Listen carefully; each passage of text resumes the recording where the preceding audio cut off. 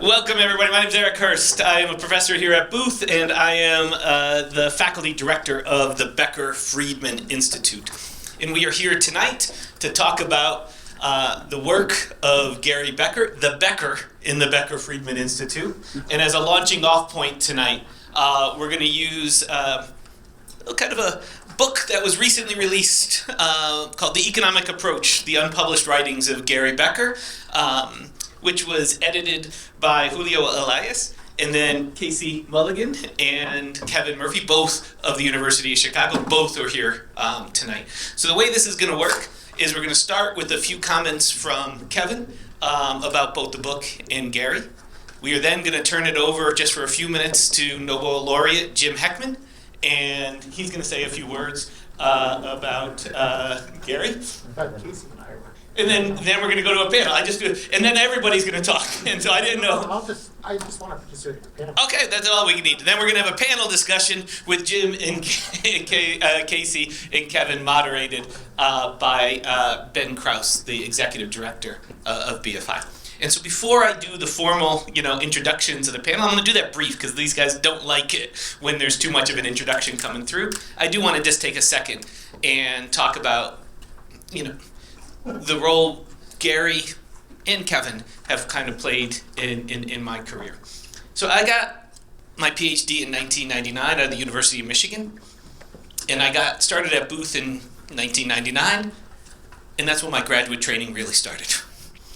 And so in every seminar, and Kevin's heard me say this before, every seminar that we were at, I would sit directly behind Kevin and or Gary, one seat over, so I could watch them interact with the speakers in our seminar series.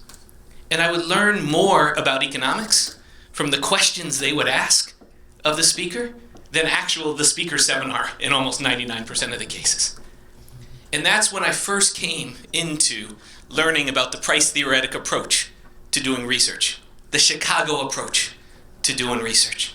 And that approach, even though I'm a macroeconomist, that approach permeates through my research to today.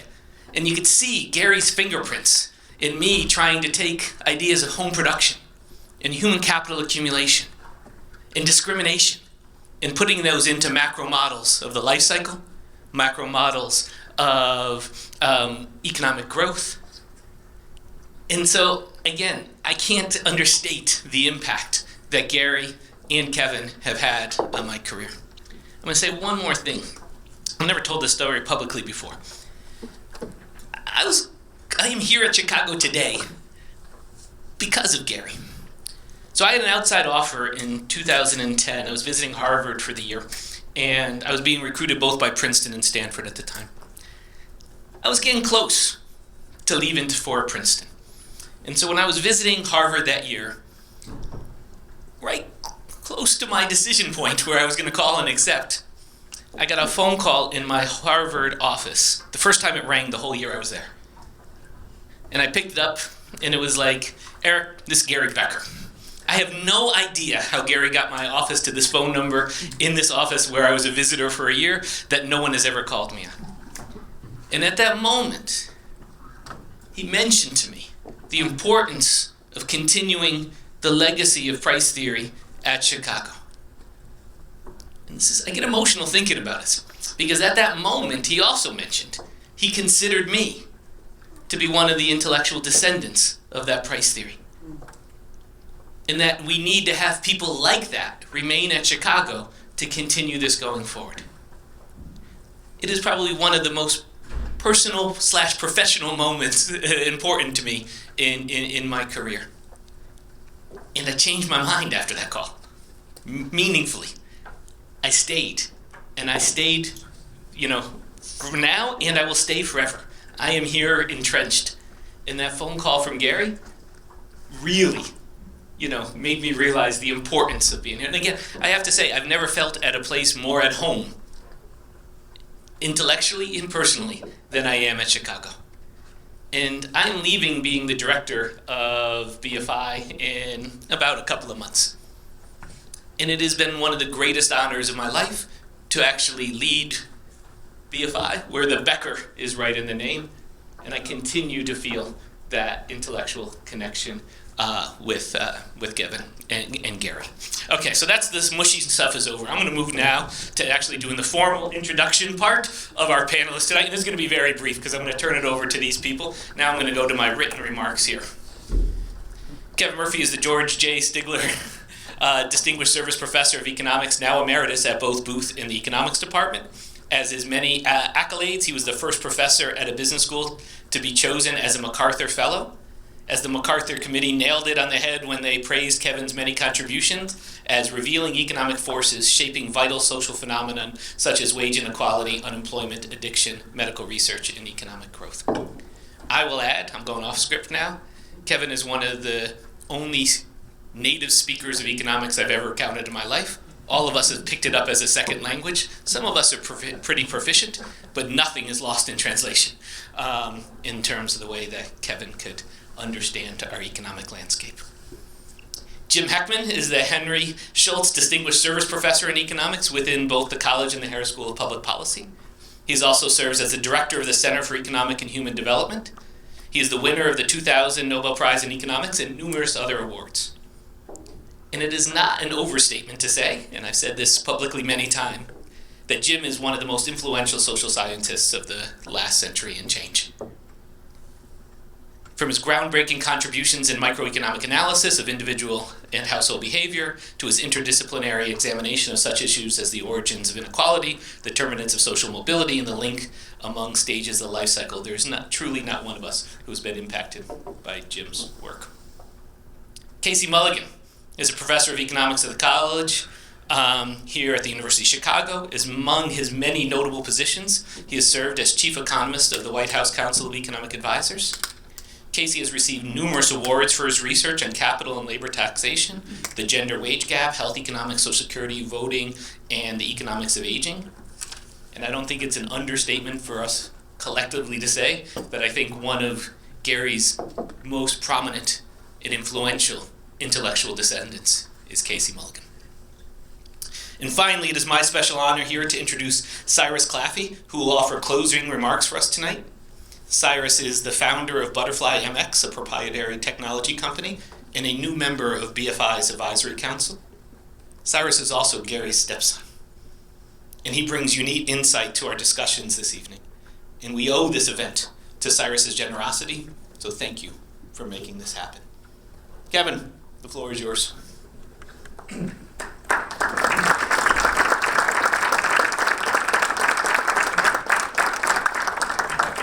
Eric, thank you so much for the kind introduction. And I had the pleasure of working with Gary in many different capacities. I guess I first met him as a student when he was pretty intimidating, actually, and had his little roster. And Murphy, is he here? But, I needed to ask his questions, so I was one of his favorite targets when I was a student. But anyway, so after I graduated, I actually was thinking of going somewhere else. And once again, Gary, like he was with Eric, was very influential in getting me to stay, as was Jim. I remember Jim was all up in arms about whether I should stay or go or whatever. But no, they got me to stay in Chicago. But probably the thing that got me to stay the most was I went on the job market. I guess it was 84, 83 maybe. It was like, I hadn't been here that long, in my third year or whatever. I decided at the last minute to go on the job market.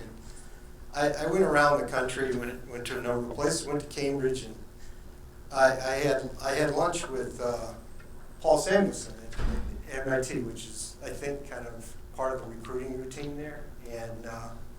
And it was 83, so it was downturn in the economy, right? It was a recession. And he said, well, what does Bob Lucas think, we should do? What Bob Lucas thinks going on? And I started responding with, well, I think he's thinking about expectations and all these things that, drive the economy. He said, no, I want to know what he really thinks. And I was like, oh, man, I didn't know there was a distinction between what you really think and what you taught and did on the blackboard. And to me, that was just like a total revelation, because when I was here, whether it was Jim or whether it was Gary or whether it was Bob, it didn't matter. It was always like the same approach to everything. And Eric, you talked about Gary's approach to research. It wasn't just his approach to research. He approached everything in economics and outside of economics with that same lens. And it's not just Gary. That was the Chicago, that's what I always think of as the Chicago approach, is you really have an approach that you really believe explains the world. And you use those tools to explain the world. Now, if you look at the book, as you flip through it, you'll see many of the themes that showed up in Gary's work throughout his career. And I know, Jim, you gave a talk about Gary years ago, and you mentioned how he kept coming back to things over and over and over again. And Gary's research style has this kind of, I don't know, almost like a fractal structure to it, because Gary loved to work on things, put them down, come back and work on them again, and that might be week to week, it might be month to month. In fact, I worked on many papers with Gary. I don't think there's ever a paper that we finished and then sent right off to a journal, like right after that. We'd put it down, we'd work on something else, then we'd come back to it again, and then after it was published, he'd still be working on it. It's like, well, the paper's done, we can't change it. But no, it's okay, we'll come back to this 5 years from now, 10 years from now. And if you look at his work, whether it's the work on the family or it's work on individual, how people make decisions, it always had that sort of Gary picking up from where he was years before. And if you flip through this book, it's hard to find a case where Gary said, I'm going to work on this because somebody else worked on it. I'm going to pick up his model and run with what that person did. It was always Gary with a question that he wanted to know the answer to, applying that same toolkit that he used over and over and over again, and trying to come up with an answer.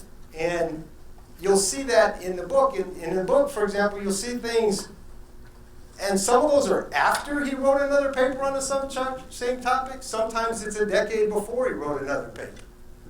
Now, it's not like he lived in isolation, because if you read through the book, you'll see the topics that are going through the profession. Maybe everybody's talking about inequality. Gary's got something on inequality.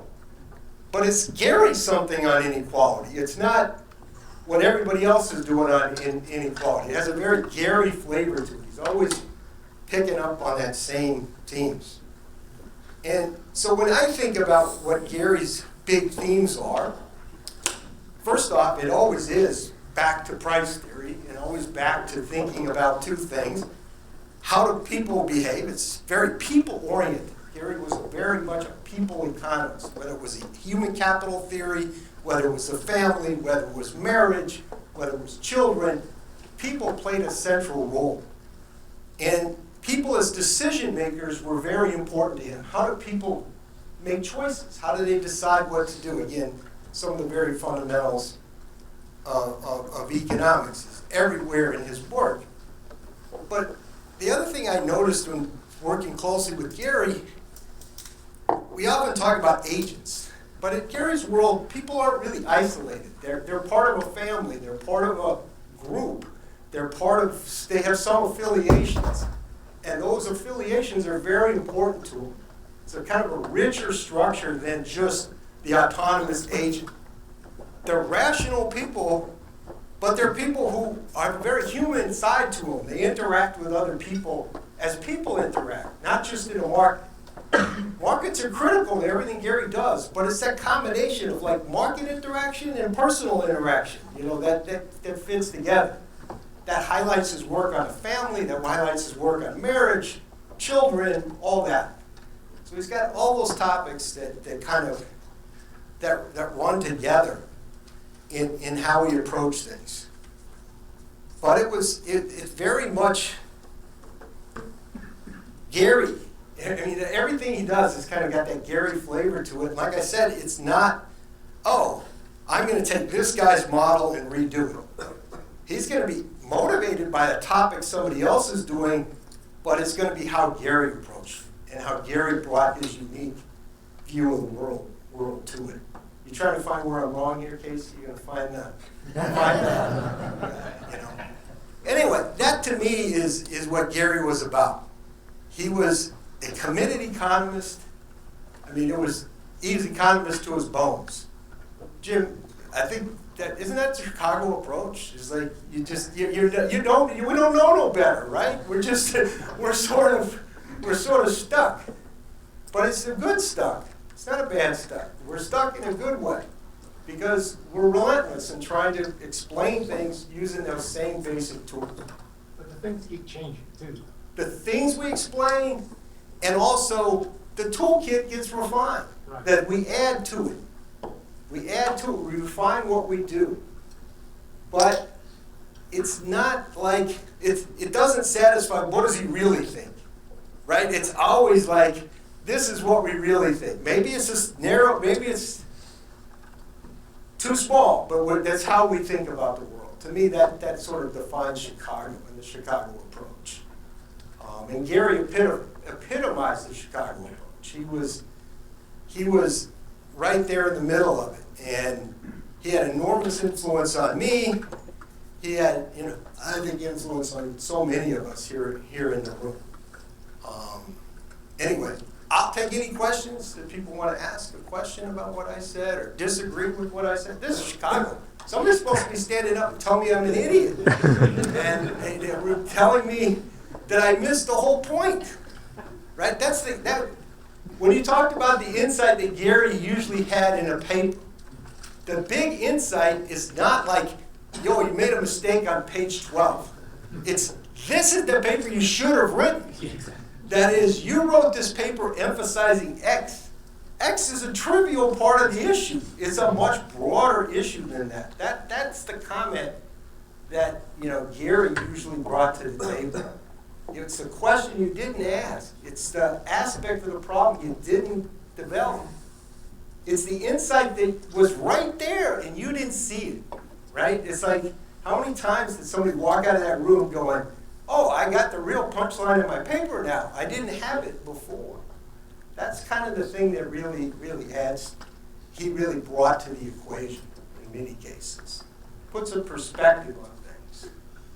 And it was the Gary perspective, because Gary had that approach.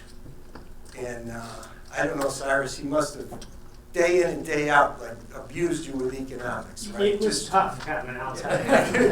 He just, it's like, well, Cyrus, you really have to think about that a little bit more, right? That's kind of the Gary approach. What I know is this, that he called on the best students repeatedly and challenged them. So that's probably why you got called on. I think with me it was more about baseball and so. But he didn't hesitate to jump in and go, no, you really should be thinking about it this way, right? Well, I would say with all of you guys, the one thing I've learned about Chicago School, which is why I'm excited to be involved with BFI, and just to say a few words tonight, I think it's marrying a true insight on human behavior and motivation with an economic model or a model that kind of creates some predictability about behavior. So I think that's what I'm so happy still learning about that. Kevin, and Jen, and Coleman, and all these people who are no longer here are part of that journey. So, with that, I think maybe we're ready to get started on a bit of a panel discussion. I just want to reiterate a point that Kevin was making, and I think was really essential to the way Gary viewed economics. And his whole point of view is that he really felt that economics was a serious business. And that was the part that I think was missing in a lot of other. There's a sense that people see this as kind of a game, how smart you are, how quick you are, how many papers you can write, which journals you get into, and so forth and so on.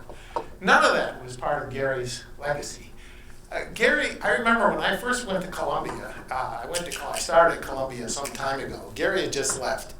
And the reason why I went to Columbia, because Gary was there. And he pulled out. But he did teach me indirectly, because he would come back to Columbia. He left a lot of students behind. And I did is I had a chance to serve on their committees in his place. I would sort of second for him. So I would go on a lot of these committees. I went through all these student dissertations.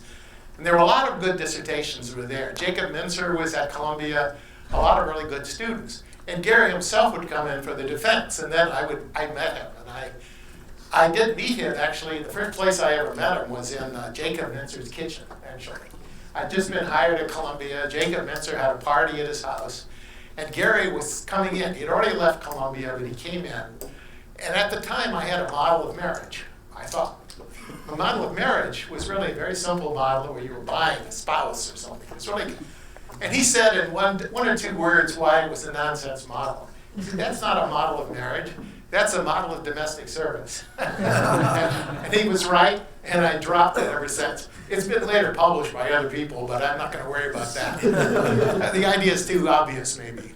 But this is Gary's credo, and I think this really explains a lot of what he was all about. And I'll just give a few of the attributes that I think. I'm going to go borrow from a previous talk that I gave. I guess it's posted at the Becker Friedman website. And this kind of summarizes in a little diagram exactly what Kevin was talking about. If you look at the whole range of his topics, starting from the early work on discrimination to a range of topics, crime, addiction, inequality, economic growth, incentives in government, divorce, marriage, habit formation. These three pillars, human capital, household production, and time allocation, and preferences and endowments were frequently repeated. Weren't those the main? Yeah. So it wasn't like he didn't build on them. In fact, he did build on them in ways I'll talk about very briefly here, though. So what I would think I'd like to put, since we're talking about Gary in a broader perspective, that it's useful. I just wrote a timetable down here, and I stopped in 1990 because when you get too much later than that, you start getting into controversy about who did what and all that. So I'm looking kind of at the period. So Gary, when he was writing, was a true outlier in the profession. I mean, you're not just joking about Samuelson and Lucas. I mean, everybody thought Lucas was crazy too. They thought Becker was really crazy and really a joke. It's hard to imagine that now, but I'm old enough to remember the time when people would make derisive comments. Solo would say, what's a grown man doing this? He and all the work on fertility. So if you look at what was considered a high art form, economic theory at that time, a lot of it was basically early game theory, not current game theory, certain decision theory, but it was formalism. And certainly in the 60s, there was this very high level of discussion, which was basically, the true economist was doing general equilibrium theory, right? So if you look at the Arrow and Hahn books, and you look at those books, I don't think anybody uses the Arrow-Hahn books too much, to be honest. But there was a sense in this time, and there was a general change in the profession, that people started going away from this very elaborate general equilibrium theory. So economics is a kind of just a general abstract model, to thinking more specifically and more tailored models about individual, firm, societal behavior. And so, all these parallel econometrics, but when Gary was first writing, for example, he has this paper on fertility that was early on in his career. And you should see the attacks on it by the demographers. Treating babies as consumer durables, that sounded really offensive. But also, other economists as well thought it was a joke. Solo, would make these open comments, what's a grown man doing working on these topics? This is not what economists do. And so when you think about it, one thing that Chicago brought into this analysis, and this would be Gary and Ted Schultz before him, when people were thinking about economic growth in the 1950s, they were thinking about technical progress. And they were thinking about some exogenous manna being rained down from heaven. And what came in was the notion of human capital and the notion that skills were being produced. And Gary played a central role in developing that theory, which then has gone everywhere in macroeconomics. So he was a macroeconomist and played fundamental roles. But this is the thing that one has to really recommend. That I remember even being in those seminars at Columbia in the early 70s, that people would stand up, or many of the students took the position, and they would stand up when they started defending their thesis or writing their paper, defending the economic approach, and say, I believe that this is very important, and we should, because they viewed there was kind of beleaguered people, like the early Christians, being fed to the lions, and they got outside the the arena or something, or outside the, I guess they got inside the arena, they were affected the Alliance. So, but there was definitely a sense that these were, and gradually, I remember being told in the mid-70s, there was too much work already on human capital, and you should stop working on it, and there's many more important things to do.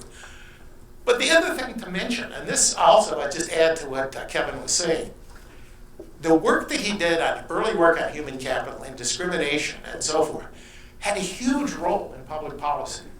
Henry Aaron, who's no friend of Chicago per se, assigned in a book he wrote on social policy some years ago now, assigned a critical role to Gary as just shaping the way people thought about all these questions about discrimination, schooling, inequality, and so forth. And so even though he wasn't in Washington, running an agency or really chatting with the president all that much, what he was doing is he was providing a framework which helped frame the whole question. And he did, and you can see it. It still lasts to this day. People talk about human capital. Nobody was talking about human capital in the 1960s, I think. Very few. Only people who've been studying with Gary. So just to repeat what Kevin said, these are the Temple axioms, right? You can check me now. No, but here, maximizing behavior, there were some agents operating in a purposive way. But one of Gary's interesting papers, I think, and people forget this, especially the ones doing behavioral economics, he had this wonderful paper he wrote in the 1960s on the irrational human behavior, the theory of irrational human behavior. And he had this model saying, here's a budget set, and that's it. And imagine a cloud of molecules just following Brownian motions inside. Now, the question is, if the budget set tilt, the people have to stay inside the budget set. This is before the recent episodes in national and local behaviors, but people stay within the budget set. And if they do that, then when you tilt the budget set in a way towards cheaper goods, the cloud of gas will move there. No rationality, not a single utility function in sight. People elaborated on this idea. That was typical. So even though it wasn't departing from the script, we're just pointing out that the maximizing behavior assumption was consistent with very, very simple behavior, if you want to think about it. People respond to incentives. Even irrational molecules respond to incentives in this way. So what are the characters? I did a little search on his work some time ago. I gave a talk and it's posted, I guess, on the website here. But what are characters of Gary's traits? First of all, whoever was writing about Gary as a student and knowing him in the early days, and certainly people who knew him throughout his life, would talk about his intelligence, highly intelligent person. Jacob Viner wrote this letter when he was being admitted to the University of Chicago, or being considered, that this was the best student he'd ever had.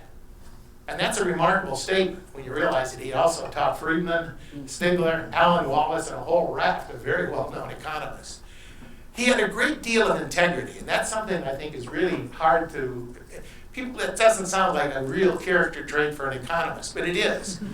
But what it is he was he was careful in what he did, careful in whom he sided, and he was persistent. And I would say that, I don't know about the fractal nature. I think, I once had this line about Gary that was kind of taken from Keynes' description of Newton, and that was, the claim that Keynes made about Newton was that Newton thought about a problem and never left it out of his mind and worked on it until he solved it. And I think that's what Gary did in some sense.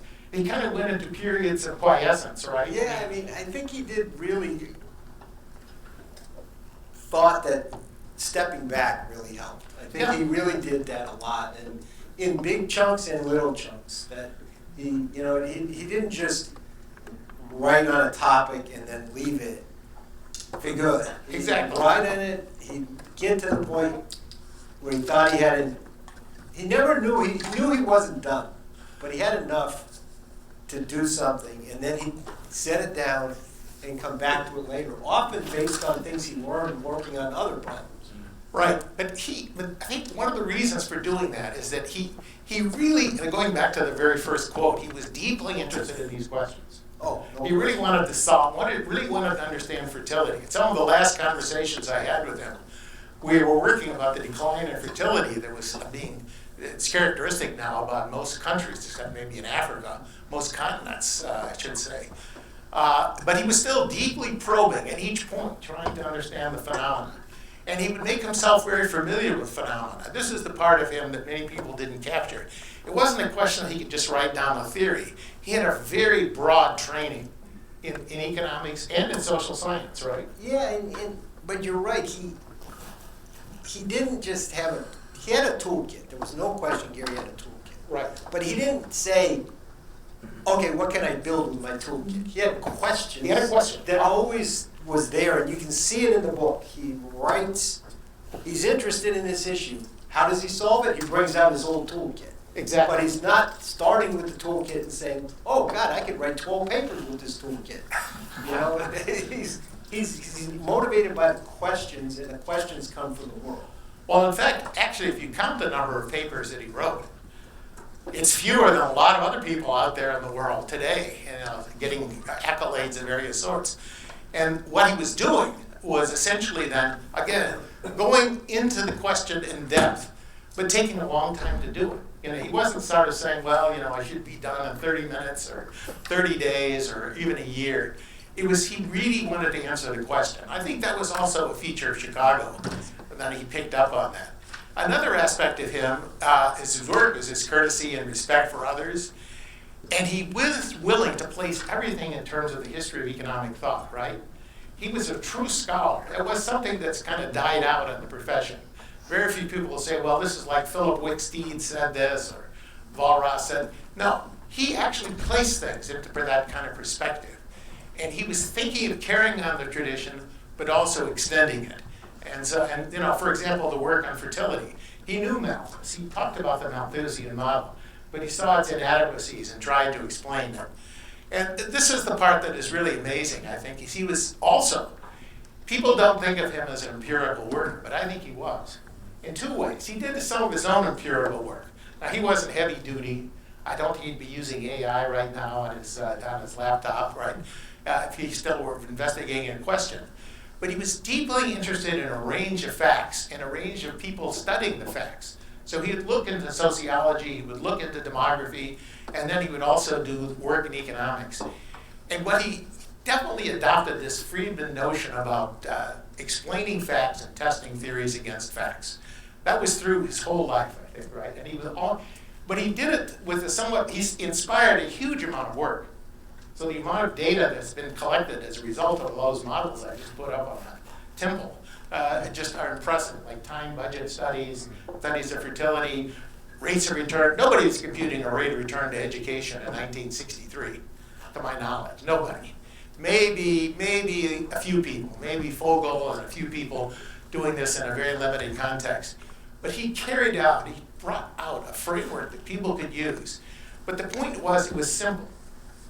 It wasn't overly simple. It was got to the point of the thing. That was the good thing about Becker, I think, is that he thought he was able to bring out the essence of something, right?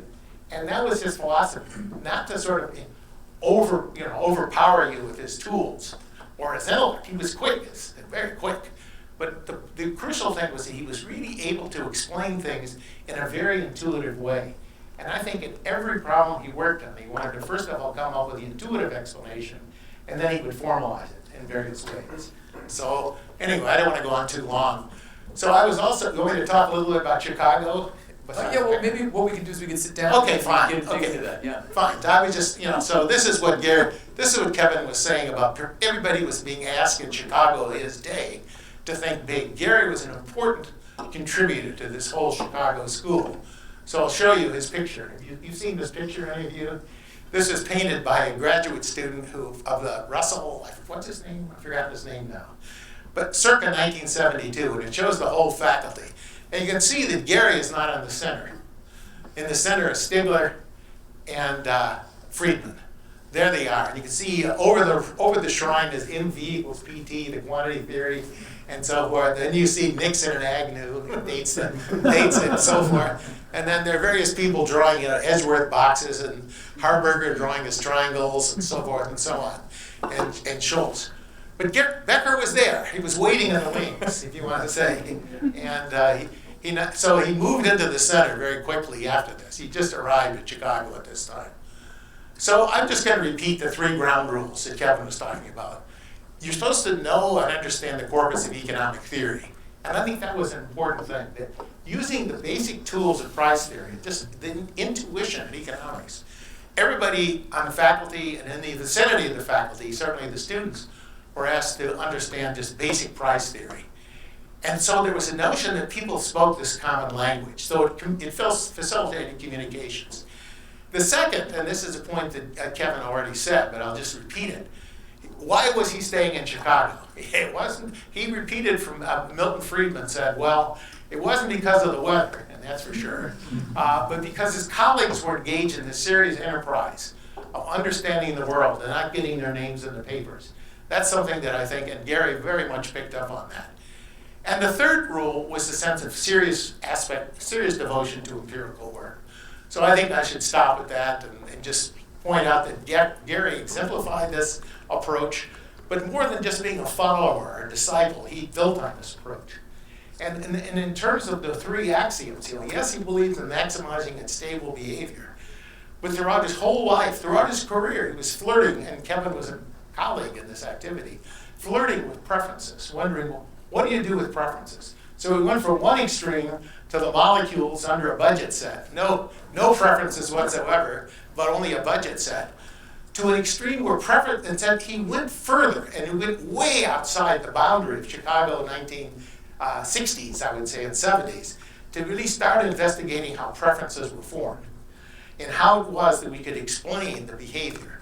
And so he took on the challenge that could be, and this is something that's an ongoing activity here in Chicago, but Kevin played a huge role in developing those theories with Gary. But Gary was but that's the continuity, right? He just kept trying to come back and understand that problem. So I already talked about the work, so I'll just close with what I started with, which I think is the best way to think about Gary. Everything was about the problem. He wanted to answer the problem. But if you could give a good answer, you're good. And it wasn't that he would throw you out of the office if you somehow screwed up or your tools weren't really highly sophisticated. He tolerated individuals that I would not personally have tolerated. But they were all sincere. You're talking about me now? Nah.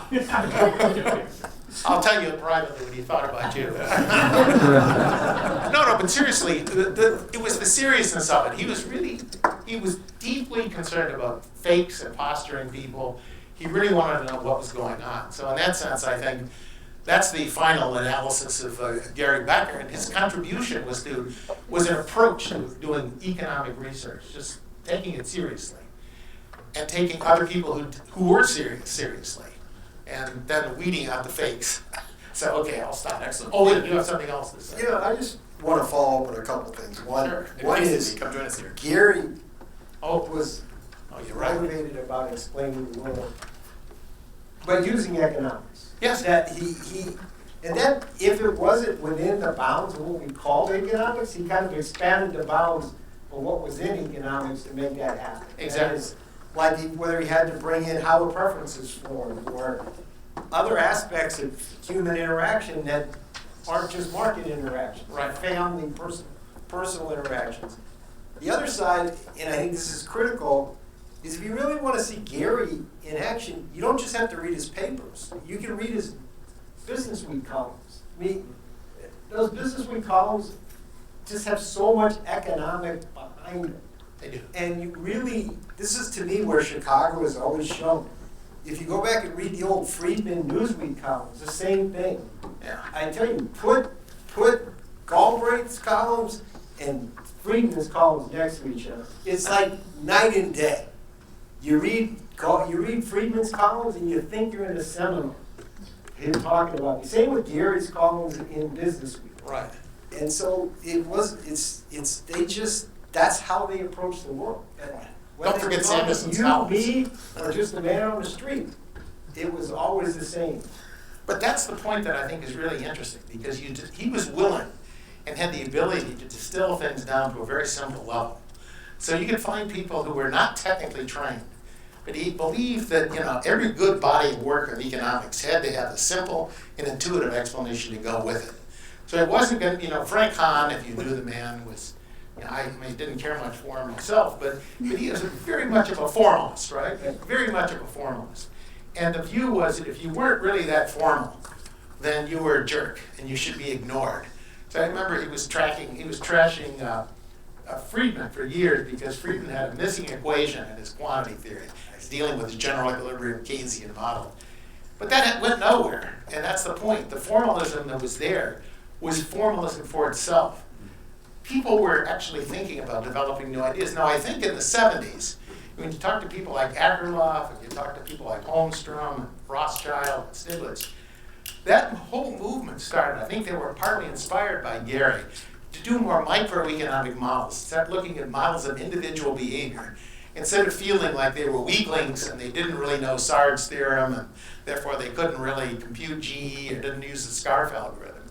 I think there's a whole movement. Gary pioneered that movement, I think. And when Akerlof was here, celebrating Gary's award of some prize that's given here locally, was simply saying how much he'd been influenced by Gary. Even though his politics are different in some ways, his whole approach is different.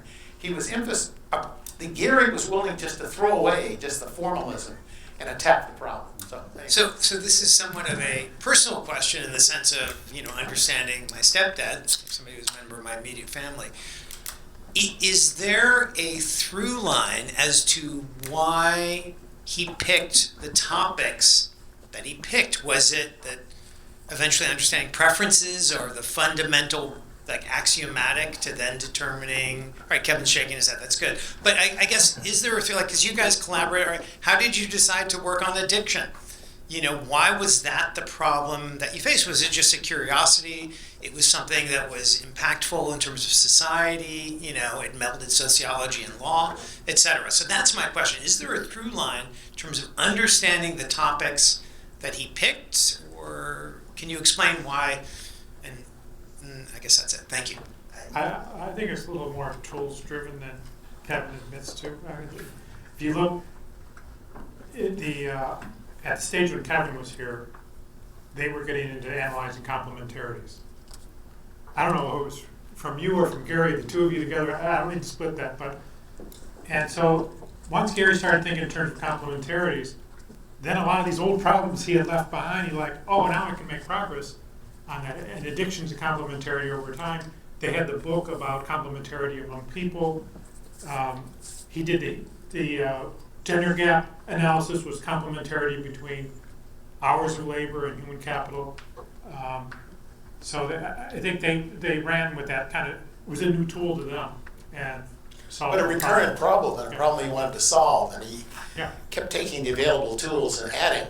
Which human capital part two. He already done a human capital book, which is a huge hit. Right. Yeah, But then the complementarity approach was like, oh, we got to do it again. we'd added a lot to the human capital, but it don't people, in a way, what matters to people really play a big role in what Gary did? I mean, he seems so people-focused in terms of, and think about all the topics he did: religion, family,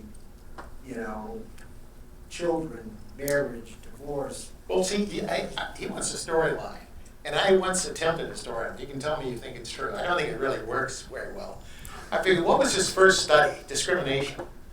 Well, when he got admitted to Princeton, it was actually the first time the Princeton started admitting Jews in any significant amount. So it was very serious anti-Semitism in the late 40s. But Gary helped break that in the late 40s. And then I decided, okay, so anti-discrimination, he faced that. Now he got married, and he's working on economics of fertility. You have to think, well, is it paying? And it is true. He had a student, I remember, he was going to buy a car, and Audi had a recall. He wanted to know what the rebounding value was of the recall. So he had this student writing a dissertation on, whether or not, what's the market? And he said recalls due to mechanical defects. And he ended up buying an Audi, I think, as a result of the analysis. Actually, I remember that. Yes, right. And I think, so marriage and fertility, and then education. Well, he was involved in education, right? So, but also, I know in the through line in education, he got involved at the Bureau. Solomon Fabricant, actually. They had a big project. Juster, Fabricant, a bunch of these guys were trying to determine just the extent to which What was the rate of return to education? And that was a huge topic at that time, right? Because the U.S. was wondering, should we invest in education? So remember, a lot of work, Sputnik had just happened. There was a lot of fear, American education. So the question is, what is the economic value of education? That was the topic, right, that he was chosen to work on. So he wrote a report. I don't know to which foundation or which agency, but then that just led to this huge and very insightful book. So you could partly tell that story. And I don't know, when did he develop addiction? Was he taking heroin? so that's why the storyline doesn't really work consistently. But Okay. Thank you.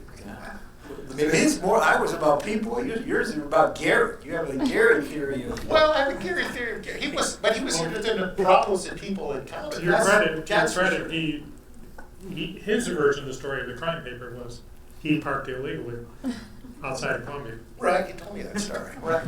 Yeah. And wondered what was the right solution to the straw? Should he pay a fine? Should he go to jail? And so on and so on. So, yes. Now coming back to Casey, I would love to hear about the background of how did you guys get the idea of putting this book together in the first place?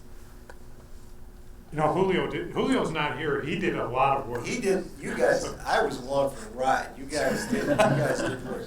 Gede got it going. Gede found the papers that he had in his office. So for those who don't know, Gede is his wife. Yeah. And going through his stuff after he passed away, she found a collection of papers, and she, are these useful? Would people be interested in these things? And then we were trying, so one thing that could have happened is they could have just gone along with all this other stuff and be sitting in a box over in, I don't know, wherever they are, Regenstein or whatever, and just every once in a while somebody might take a peek, but the idea was to put them in a book. So, and the vision was, and this is actually what Gede said, well, wouldn't it be good for economists, young economists, to see how Gary worked and, how he operated, and that sort of taking those problems that he was interested in, the kinds of things, hey, I got a ticket for parking my car, how do I put that into an economic model? Or, I just got married, how do I deal with that? Or, I thinking of having kids, how do I think about that? But always put it into that economic model. And that was the idea, really, that the book would be a little window into how Gary operated and how he thought. And what you can see, if you look at the papers in there, some of them show up as published papers, some of them never got published. But they have a very common theme of starting with a question or something he's trying to understand about the world, and then bringing out the toolkit, that whatever the toolkit is at that point in time. And he adds to the toolkit when he needs to add to the toolkit. And but I think it's evident in the papers that are in the book. Yeah, I was eager to run with this for a second reason, related reason. It was really lessons he was teaching us. So I don't know if I would call it mistakes or unfinished business, or maybe the business was unfinished because of mistakes, but he was not satisfied in some sense. So he kept telling me the story of how he wrote, and we have a military manpower paper in here. He wrote a military manpower paper in the 50s, and he stopped because he thought people would laugh to say we should have an all-volunteer army. And then a dozen years later, which at my age, that seems like just a short period of time, a dozen years later, we had an all-volunteer army, despite what the generals had been saying earlier. And he kept saying, Casey, you go where economics takes you, and you don't stop, even if people are going to laugh at you. And he told me that lesson many times. I flunked the lesson a couple times in my life. I stopped economics, I thought people would laugh, and sure enough, less than a dozen years later, the things happened exactly what the economics said, and I didn't follow through this. So I think that's a lesson that he had. And the unfinished business side of it, and I think he views it partly as a mistake or a shortcoming, the politics analysis. Now, he has one of the most cited papers in political economy. His UChicago paper was massively cited, but he thought it wasn't cited enough. He didn't really crack that nut, and he didn't get enough people running with that, and he thought politics is something where the economic approach really is going to help us understand that much better. And we were working on it later in his life. He wasn't done with that. He felt that we really can conquer that area, but it hadn't been conquered yet. The other one I know he was unfinished, that he really was interested in, as was I, and Jim alluded to it earlier, is the theory of population. What's the long-run equilibrium population, and what's going to cause fertility to come back, or are we going to continue to shrink forever? Is there some force out there that we're not thinking about that's going to really lead us to an equilibrium theory of population? The Malthusian theory doesn't really work anymore. It's been changed to be, it's still there. It's just called the neoclassical growth model. It's just everything's flipped around from what Malthus had. But, a real theory of population bothered Gary a lot. I know him and I must have talked about that 50 times over a period of 25 years. We never got there, and we did some papers that had some population in it, but we never felt like we had a good enough an answer to really write something down. But it's a huge question, and economics ought to be as good as anything else at solving, but we haven't solved yet. So as you were digging through these papers that Guy presented with you, and as you were putting together the book, which of the models sort of, as you were saying, taught you the most? Like, which one kind of most surprised you, or the findings that caught you most off guard? I'm not sure there was a lot of surprises in that box, because as Kevin said, these were problems he just kept coming back to. I wasn't familiar with that iteration that was in the box because I came along a few years later, but I wasn't at all surprised at it. Well, the other thing, for a long time, he used to let the cat out of the bag all the time, because he'd come to lunch, and and he'd ask questions, and he'd act like it just occurred to him. Well, you realize he'd been working on it for 6 months. And it was like, you were supposed to answer in 30 seconds when he'd been working on it for 6 months. So he used to torture people at lunch at the Quad Club with those kinds of well, what about this? What do you think, Mr. It's like, I don't know, but he would let the cat out of the bag on a lot of stuff that way. And he would take the feedback he got,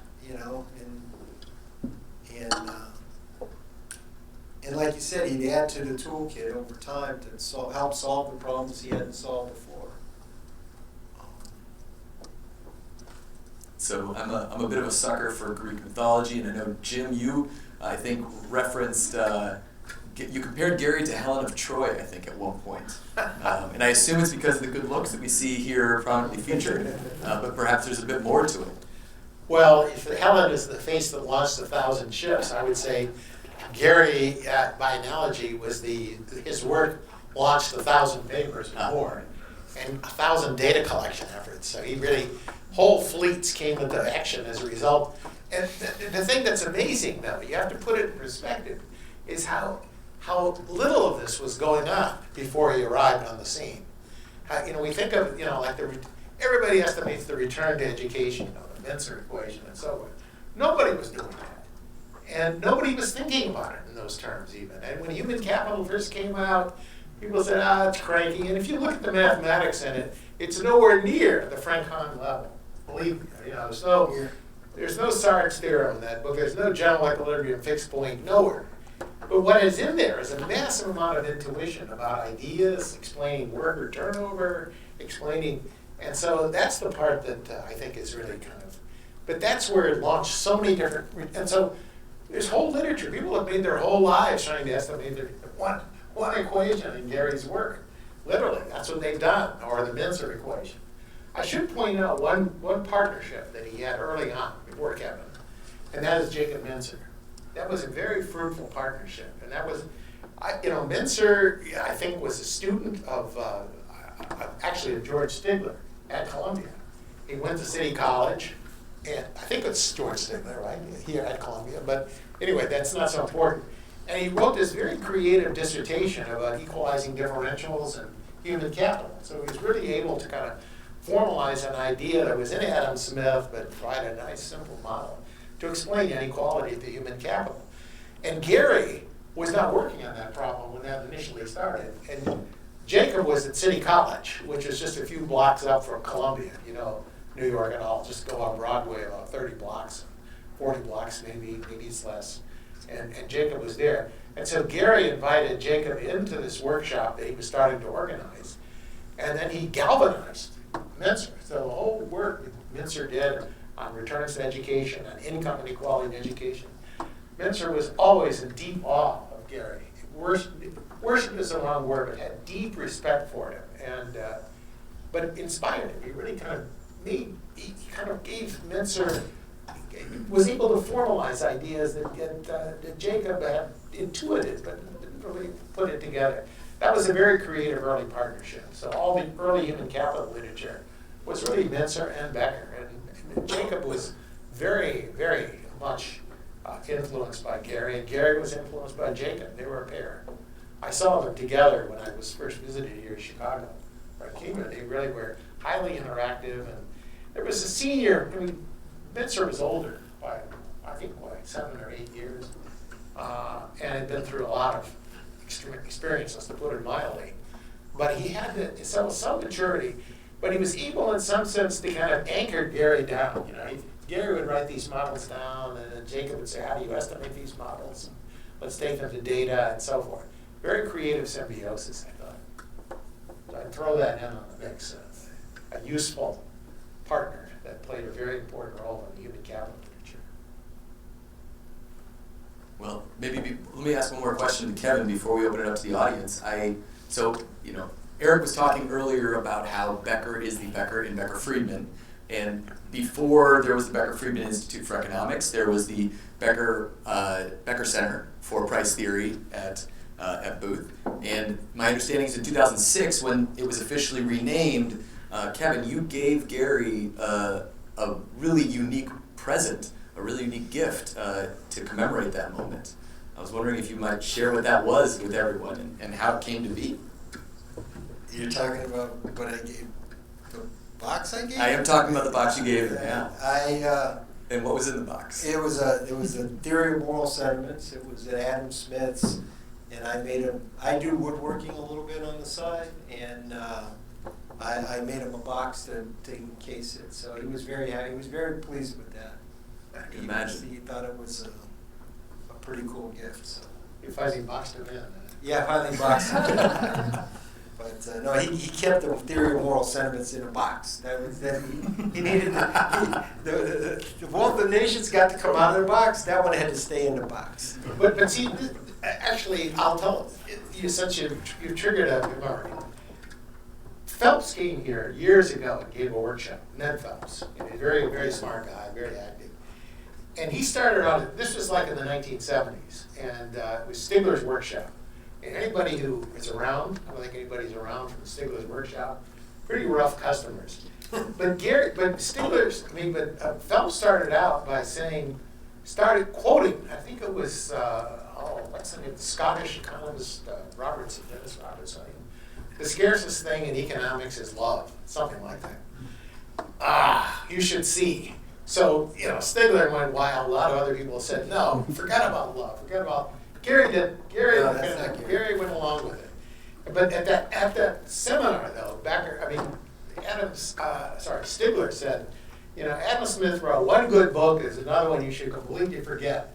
But Gary didn't forget it. He read it. And the later work is really an expression of that, really trying to formalize some of these ideas about how people are interrelated, right? Yeah, I think the key is, at least when Gary talked to me about the theory of moral sentiments, he liked the questions. He thought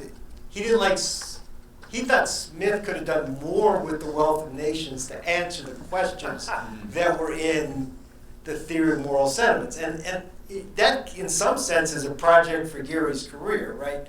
I'm going to answer those questions using the same tools we did to do the wealth of nations. But he moved in that direction. I always remember at that workshop, people went wild with this idea of altruism being so important. And then a few years later, it was everywhere. People were using altruism, worried about social interactions in a way that was just out of Absolutely, but that was the question side of the world, not the answer side. Right, exactly. Right. We wanted to know how exactly to go about it.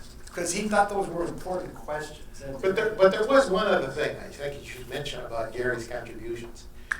That when Gary started working on something, it became economics. He could really, that was something, if people were working on law and economics and worried about these, all these things were kind of peripheral, and there were other fields, and you went to a different building in your campus and so forth. And it was a case that when Gary started working on it, it was like he had stamped his imprimatur on it and saying, yes, go forth and multiply. And that's what happened, don't you think, in a lot of areas. He made it respectable. So they say, oh, Gary Becker said that, therefore. Now, at some point, it wasn't respectable. You know, the old days when Solo was ranting and raving against Gary. But that kind of caked in. I mean, everybody recognized how important human capital was pretty early on, I think, right? And then the rest caked in, and I think went along. Right? Yeah, I mean, but I think the caricature of Gary being about, you know, toothbrush, the optimal toothbrushing story, right? There's that story. Yeah. If that's what Gary did, then Gary would have been a failure. What he did is he said, I can tackle these other issues. I can tackle the social interactions issues. Yeah, but you're pointing out a really good aspect of Gary. When that paper came out, you know, this is by Alan Blinder, The Economics of Toothbrushing. And there's Blinder and Solo working together very closely. They're early papers on fiscal policy. And so that was viewed as ridiculous. He was a guy, the idea was Gary said, this is a really good paper on toothbrushing. He really was able to take this ferocious criticism in stride. And it is a good paper on toothbrushing. If you really want to get some advice, read Blinder's paper on economics of toothbrushing. But I think he didn't take it personally, though, right? He never let it get under his skin, to my knowledge. Maybe you saw him get really upset by it. Blinder, thinking about families and children and all those things are first order things. Toothbrushing, maybe not so much. Right. And, you know, I think that's the issue. The issue is you take economics and you apply it to important questions. And I think that's a theme you struck tonight that I've been striking as well, which is it's the questions combined with using economics to answer those questions. But see, you're putting your hands on something really important, and that's something that may get lost in a lot of current environments. I certainly have looked through a number of job talks recently and so forth. And so what was missing in some of those papers anyway was people didn't have a question. They had an answer. They started with an answer and then they found the question. And Gary was just the opposite. He was interested in the question, and then out of it came a lot of really interesting answers. And because most of these problems are so intractable, he kept working on it and working on it. It was never really finished. And that part I thought was really amazing. Well, in the spirit of Gary, then, let's seek out new questions here from the audience. All right. And please wait for the microphone to come around to you.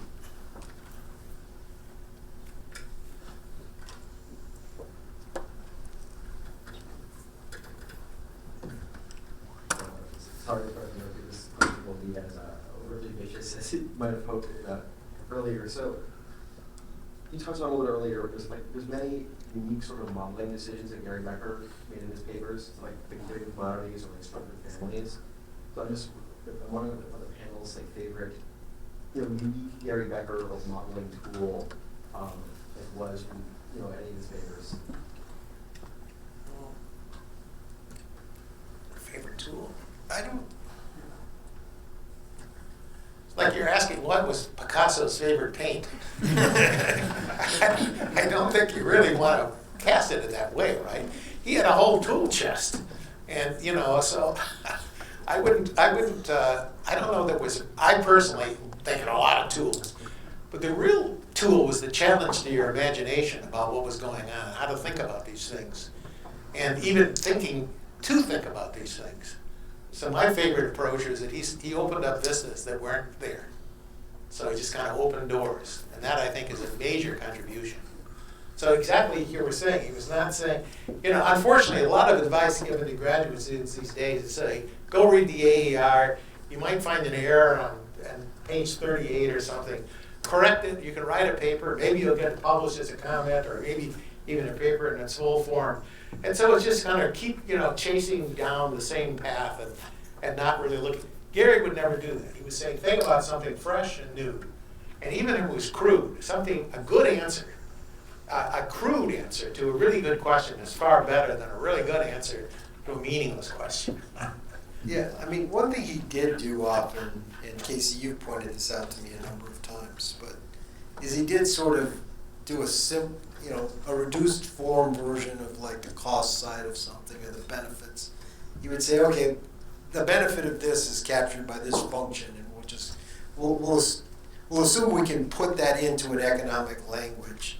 And to me, that was a very important part of what he did, was take something very abstract and say, well, we can put it into the usual terms of economics, that there's a utility function or a production function or something that captures what you could spend your whole life trying to model in excruciating detail. So I think that kind of almost reduced form, knowing when to take the reduced form approach, was a very important part of his models that he did. And you'll see it in these papers where he says, okay, here's the cost, here's the benefit, how does that trade-off take place?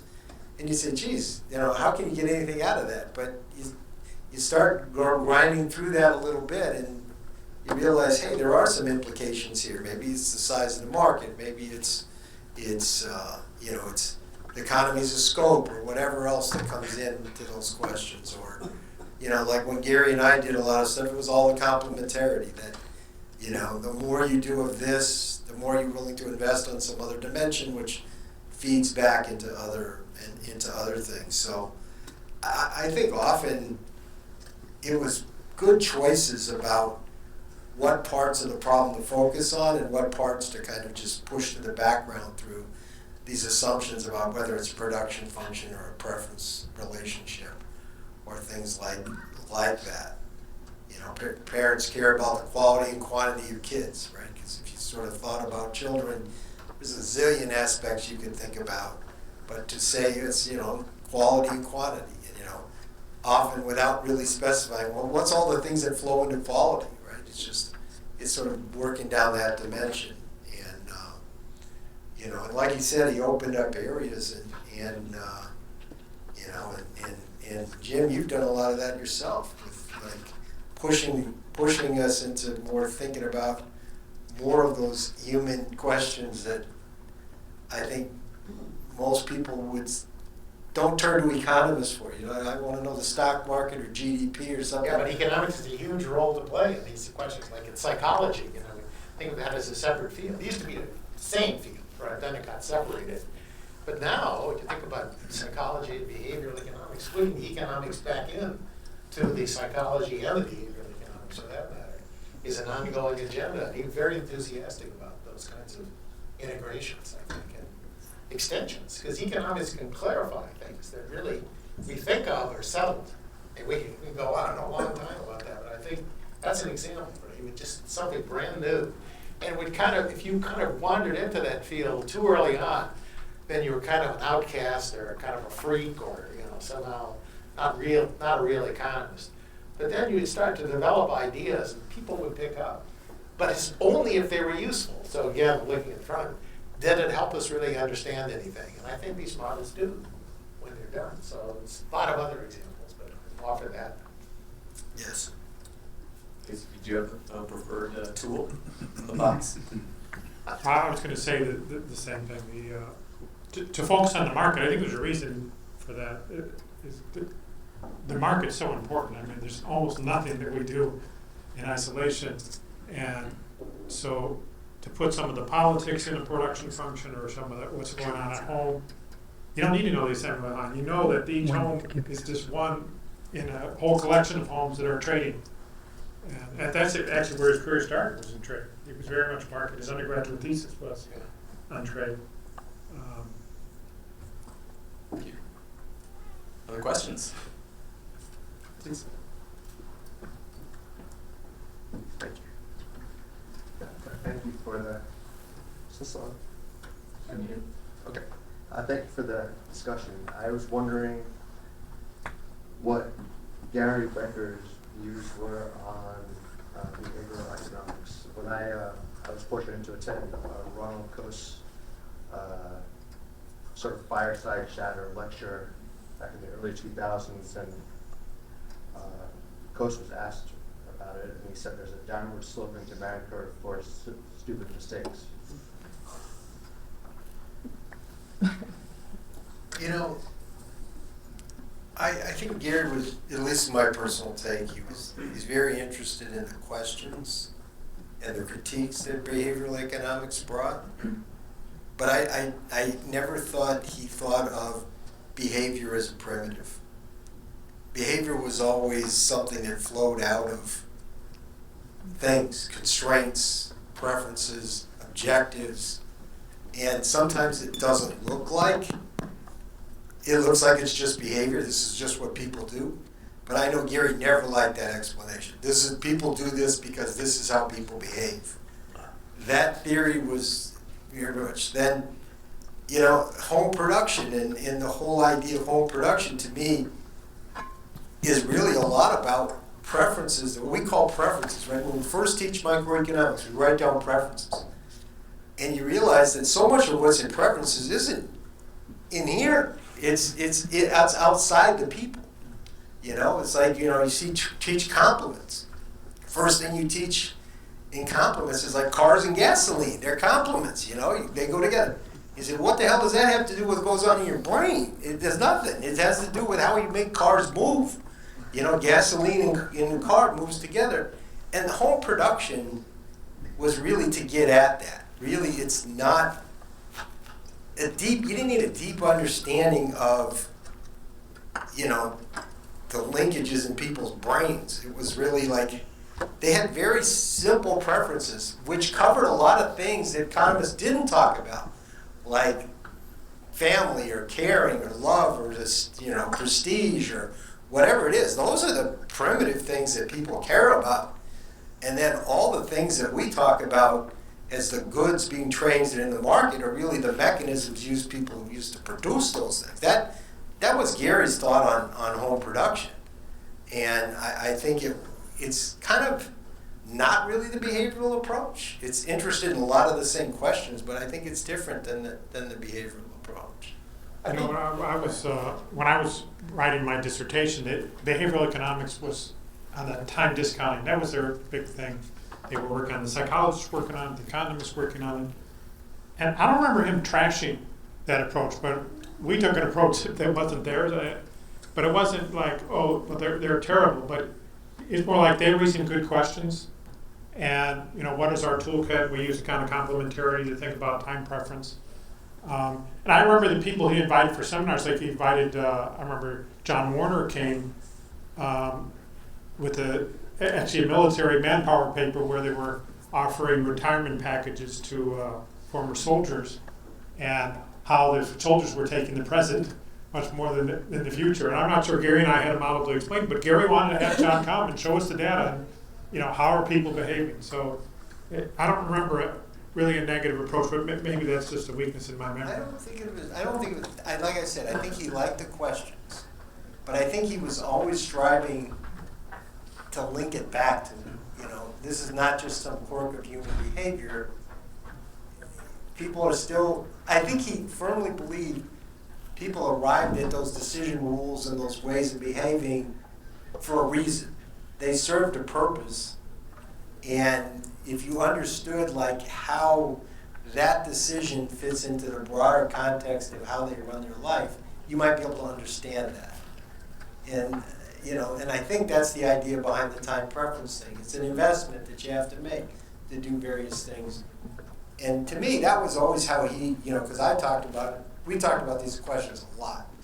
And that was always the issue is why? Why is that how people behave? And he wasn't willing to accept it was some innate thing of biology, because even if you think about biology, it was always with him an evolutionary biology point of view. So there was always, even in a conscious preference, there was always still that objective element of why people did what they did.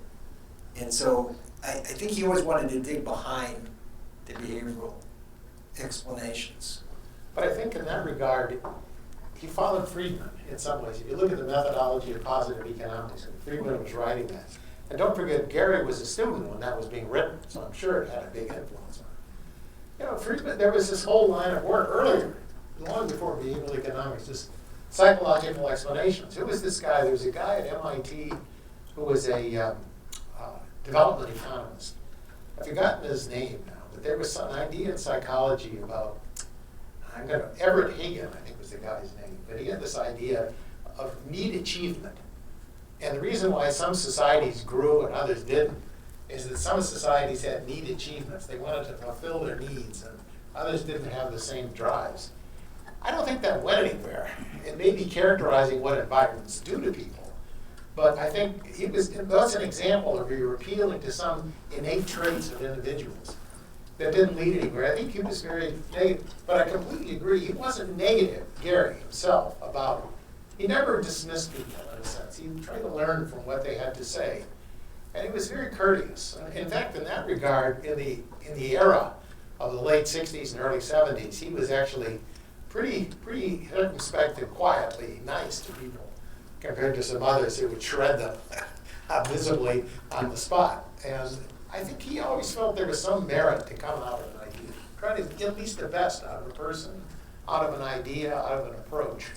But I completely agree that the idea of just saying it's in the brain instead of in the world, out there in the constraints, that's a huge contrast. And he always looked for the constraints and looked for the other aspects. And I know one time, I had a conference I ran a few years ago, many years ago now, actually, had Colin Cameron come, and there were a number of behavioral economists as well as psychologists and others.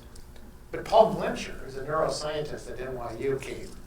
And I always remember, Glimcher has this book on neuroeconomics. If you read it, it's a very interesting book.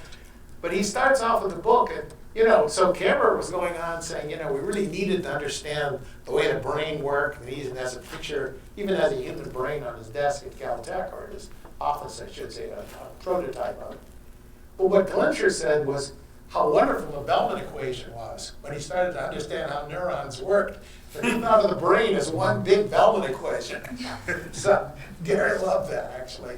And if you could read it in Glimcher's book, I'm not making this up, so it's worth taking a look. So, but I think that was the idea that and what Glimcher was saying, and he wasn't trying to pander to Gary or anybody else, that he really thought economics was good because it simplified the world. You couldn't deal with a super complicated world. It's like saying, like a lasso estimator or something. I can give you 10,000 coefficients, and that's my story. Well, that's okay. You can read the New York Telephone Directory, and it used to be there's a whole television series that said, New York has 10 million people or however million people at the time, and you heard one story.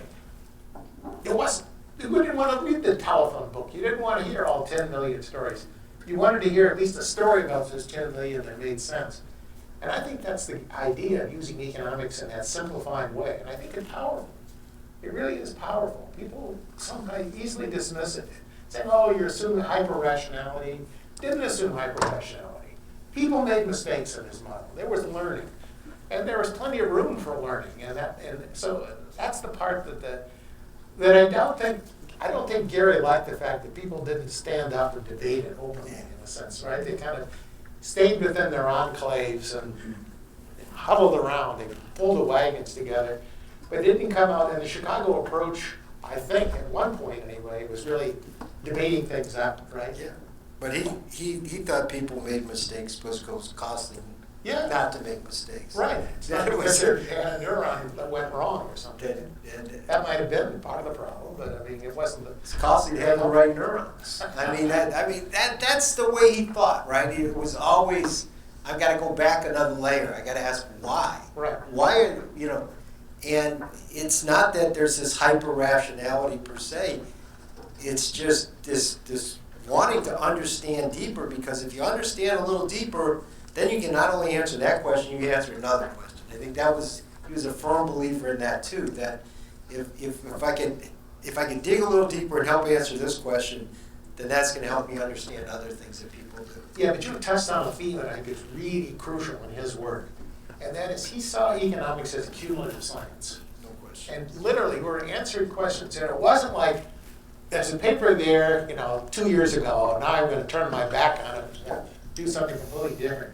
He was accumulating ideas. He changed them, he revised them in light of what went on. So he didn't cling to what he thought was true 30 years ago and then find out that there are more nuanced versions of it. But he really thought of economics as cumulative science. So I think, would you agree with that? Yeah, absolutely. And I think that made him different from other people. So it's not like here's a paper today, here's a paper today, there's a model everywhere, a model.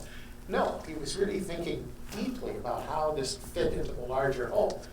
And that's why he'd even have these historical summaries in a lot of these papers, right? About how Marshall thought about something, how Ricardo thought about something, how Malthus did, to build the continuity of the tradition in economics. And that is something that I think is really kind of dying out, maybe, in the current profession. Maybe I'm wrong. Yeah, please in the back. No, it's just fun. It's fun, yeah, it's good. Hello. I had the benefit of having Gary Becker as a professor 20 years ago, and I remember those classes as being the finest I've had here, so I just wanted to mention that. And I have my own thoughts about what I would ask him if he were still here, because 20 years later I've got a lot more questions than answers, which I think he wouldn't mind. But I would just ask you, what would be the question you would ask him? I'll tell you my question. My question would be, how did you start? Where did you start? And how did you, it's a minor. A biographical question? A question about, not a biographical question. If you had one question, if Gary Becker was still here, what would you ask him? What theory, what conversation would you want to have that wasn't finished, perhaps? I'd want to know if he made any progress on this damn population question. Well, that's bothered me forever. And, so it was, and typical of Gary, it was a question we talked about for 25 years, and we must have come back to it a dozen times. We never really felt we got to the point where we had an answer. But he'd still be coming back to that question today if he were still around. Maybe he is still working on it. We just don't know. But, he wouldn't have given up. Because to him that was an important question. It was one he felt, it's not what was an important question. It was an important question that he felt economics should be able to answer. Right? I think I think on that question what motivated him. It's a kind of question that his toolkit could potentially answer. And that's why he didn't give up trying to answer that question. And, I think, so I think I would ask him about those things.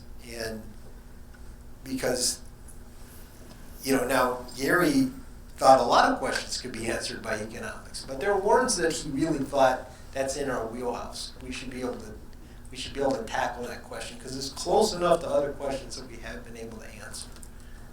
And it's back to the same thing. It's about people, it's about incentives, it's about constraints, it's about objectives that people have. And it was about not just trivial things in people's lives, because children and family and all that he recognized it was such an important part of everybody's life that he knew that, if there are things that motivate people, that's a big part of what motivates them. And he always wanted to answer those questions. And I know that one, and I'm sure there are many others. That's the other question I'd ask. What other questions should we be trying to solve that you think us economists actually have a chance to get at? Because he did so much to answer questions that other people hadn't even asked. What questions should we be asking? It's like I said about the paper. The guy comes in and gives the paper. And he said, that's the paper you should have wrote. You should have wrote a paper about this, because that's the most interesting things in your talk, even though that wasn't the headline of your talk. So maybe I'd ask him what questions we should be asking.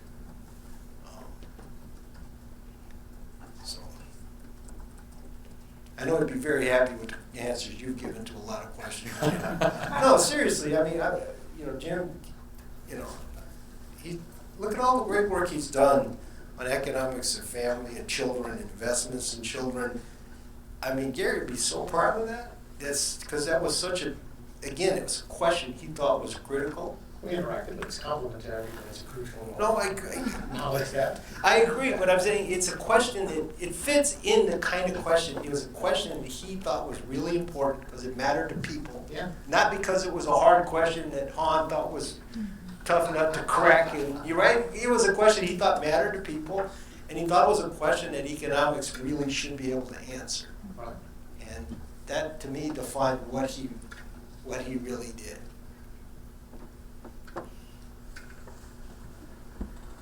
But he did, he did think that we should be able to take on questions. And that's the way, when he was heavily criticized, he accepted it. He didn't trash people or try to bury them or anything of the sort. He responded, and there was the view that you should just take the problem in its own terms and address it the best way you can. I think that was very influential in doing it. And creating a kind of culture where people would actually address questions, and there was no kind of closed doors or cancel culture idea. It wasn't like we were hiding behind walls. He was really opening himself to questions and controversies, and really some people came through who were very, very negative, right? About the notion about rationality and the notion about what it meant to be rational. I mean, all those discussions that went on, I can go through a whole range of, but each one of those cases, each one of those scholars, there was an interesting debate that came out of it. You take it on its own terms, right? Or you take his long-term, Becker Coleman workshop that they ran. They had such a wide range of people come in to talk about different topics, and Gary always listened to what that people had to say who were using paradigms very different than his. Oh, he didn't jump into their paradigm. He listened to what they had to say, but he always tried to use that to help broaden economics. Right.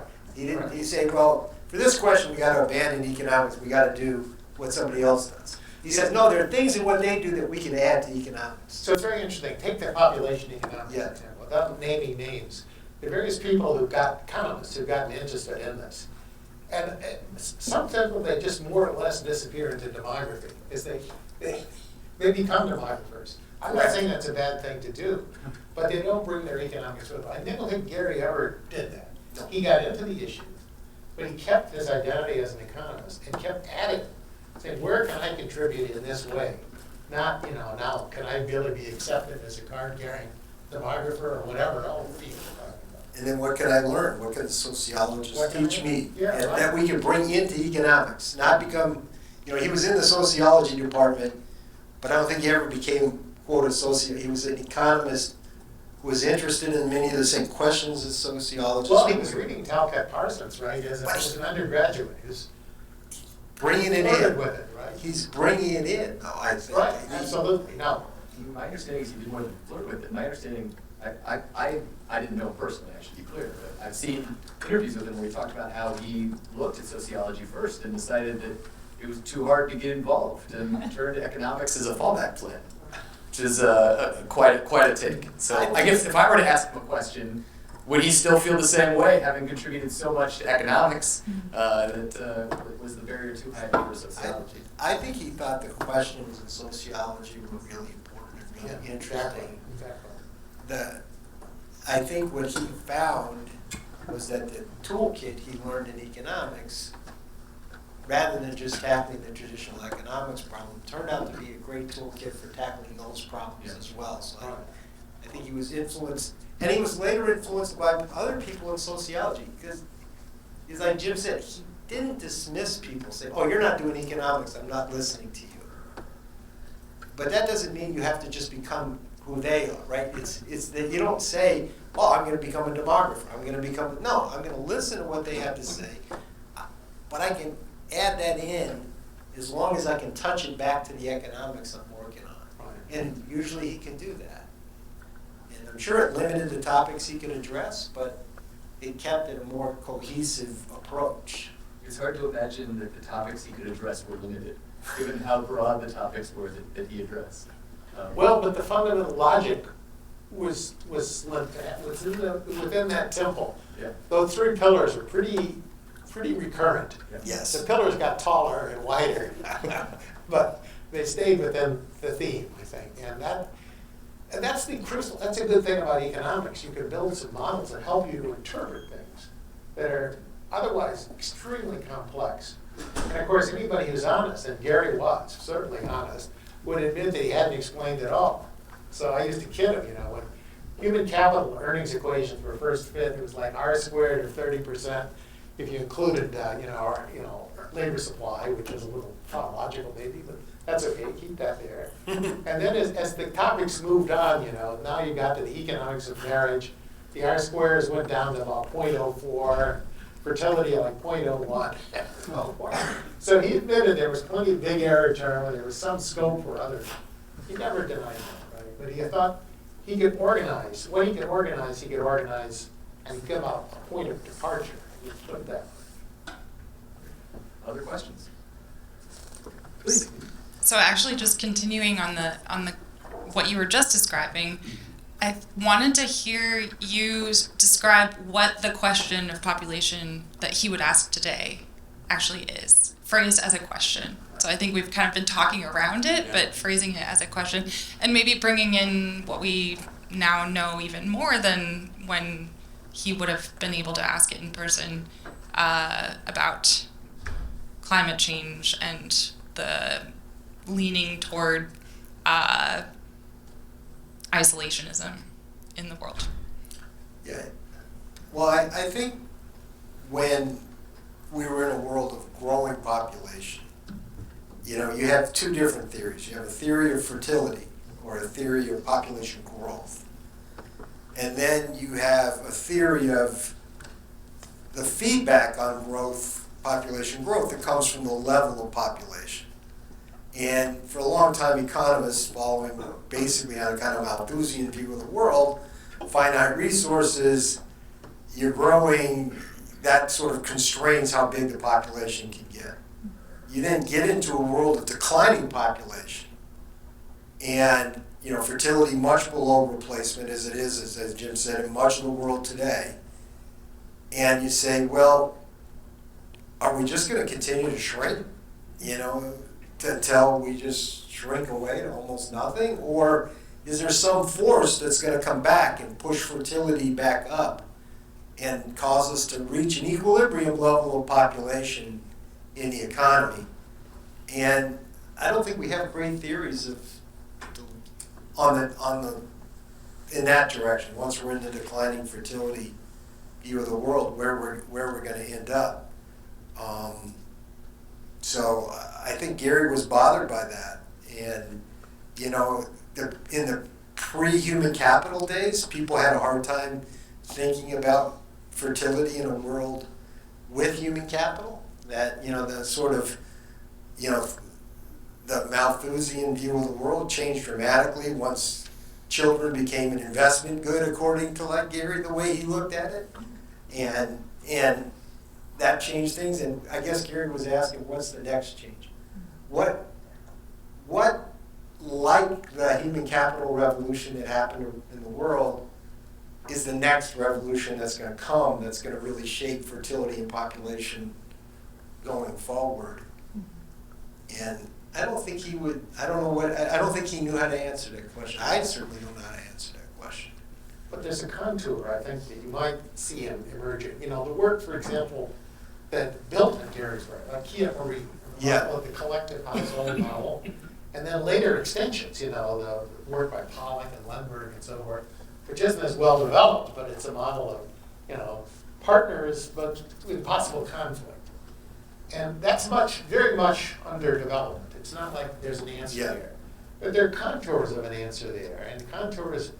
And the traditional role of women has changed tremendously, and I think Gary, the original theory of marriage was very simplistic in some ways as a comparative advantage model, and now it's much richer. You think about bargaining models and so forth. He was very supportive of that activity, and I think he would continue Whether or not that's the way to go, I'm not saying, but I think the contours are there. You know, women gaining more and more power in the sense of than traditional household, traditional family societies, and how their preferences towards fertility will influence fertility, right? But then also exactly what women themselves are undergoing this period of liberation and freedom.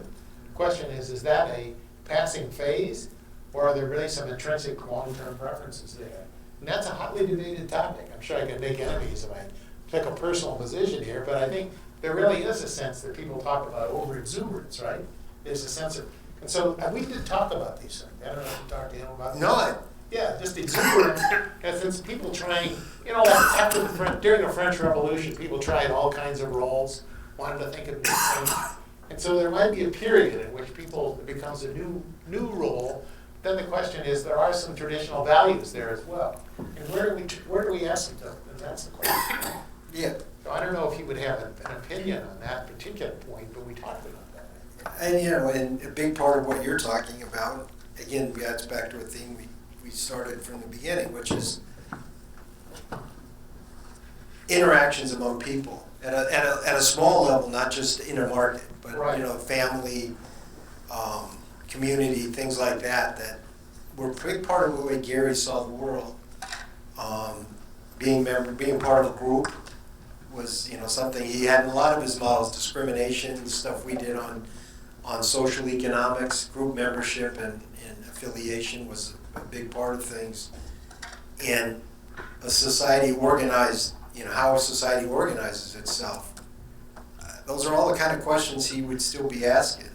Right, and how the technology and the perceptions of self. I mean, there was a sense that Becker, tell me if I'm wrong now, with the work on preferences, he was really talking about how people evolve in their own way through their acts. So not just addiction, but just generally, the choices they make and how that affects the way people become. And I think you would admit that we're in the experimental stage, right, in this stage. Not just experimental on the part of economics, trying to understand it, but experimental in the sense of people trying out new roles, new ideas, and so forth.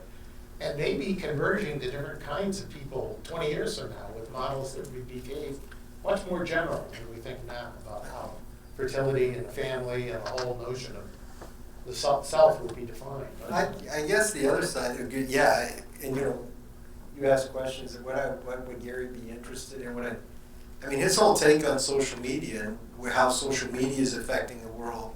I mean, I can't think of anybody I more want to ask those questions than Gary. I mean, he's like the natural guy to ask, you know, where do you think social media is going to take us, and how has that affected the rest of that human, you know, interaction that you know, was part of everything he did. So, you know, because he passed away really before social media really took off. I would really be interested in get his thinking on social media and how that's going to affect all those other things we talked about, family and marriage and human interaction more generally, and you know, because he was big on all those things. So. Up here in front. Yeah. Question. So you mentioned earlier that you were talking a little bit about AI and how Gary probably wouldn't be the one using that and asking AI questions, but Well, no, I didn't say that. I don't think he'd be right on top of the greatest machine learning techniques and doing his own empirical work. That was never his style. He wasn't really even fitting maximum likelihood models back in the day. But he did sort of look at data in a very broad sense and distill it and look at statistics very, very closely. and it seems like he was very much centered on human interaction and Right. the typical, you know, education system, you know, the family system, and I would ask you how you all feel, and also how you would think he would feel about AI and the emergence of robots, and now we have robots in Amazon kind of performing tasks that people used to do, and you know what that means for human capital, what that means for fertility and population, and humans, plants, and the machines working together, and how that would evolve based on his models and his thoughts, and also you working with him and how you feel about it too. I would say two things. One, there's the whole technological revolution side of AI that, just from a pure production function standpoint. I don't think Gary's take on that would be very different than typical economists take and how that comes in. He would go back and look at the past, what's happened. We've had other huge technological revolutions. But the one I would really think he'd be interested in is AI as a substitute for human interaction and how that, because Gary was always very big on investments you make in interacting with other people, whether it's a friendship or a marriage or a family. It was an investment you made in other people. Now there's a substitute, which is you can invest with a machine rather than invest with people. So I think he'd be very interested in, is that going to work out to be a complement or a substitute? Often, most things are some of both. They have some complementarities and some substitution as well. I think he'd be interested in how it affects our other institutions and the investments people are willing to make in other people.